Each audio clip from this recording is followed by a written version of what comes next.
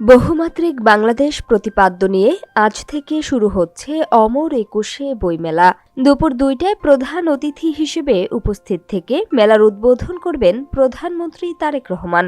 এবারের বইমেলায় অংশ নিচ্ছে মোট ৫৪৯টি প্রকাশনা প্রতিষ্ঠান। এর মধ্যে বাংলা একাডেমি প্রাঙ্গণে ৮১টি এবং সোহরাওয়ার্দী উদ্যান অংশে ৪৬৮টি প্রতিষ্ঠান স্টল পেয়েছে।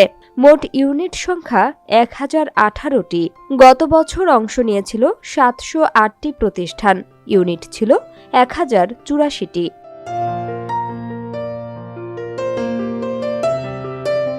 সোহরাওয়ার্দী উদ্যানের উন্মুক্ত মঞ্চ সংলগ্ন গাছতলায় থাকছে লিটল ম্যাগাজিন চত্বর। সেখানে ৮৭টি লিটল ম্যাগাজিনকে স্টল বরাদ্দ দেওয়া হয়েছে। শিশু চত্বরে থাকছে ৬৩টি প্রতিষ্ঠান ও ১০৭টি ইউনিট।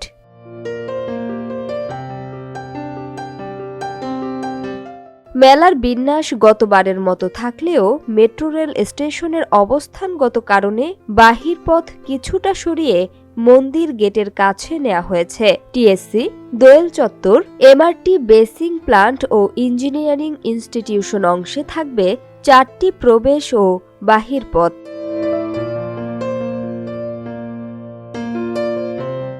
খাবারের স্টলগুলো ইঞ্জিনিয়ারিং ইনস্টিটিউশনের সীমানা ঘেঁষে সুবিন্যস্তভাবে রাখা হয়েছে। নামাজের স্থান, ওয়াশরুম সহ প্রয়োজনীয় অন্যান্য সেবা অব্যাহত থাকবে। পবিত্র রমজান উপলক্ষে সোহরাওয়ার্দী উদ্যান অংশে তারাবি নামাজের ব্যবস্থাও থাকবে।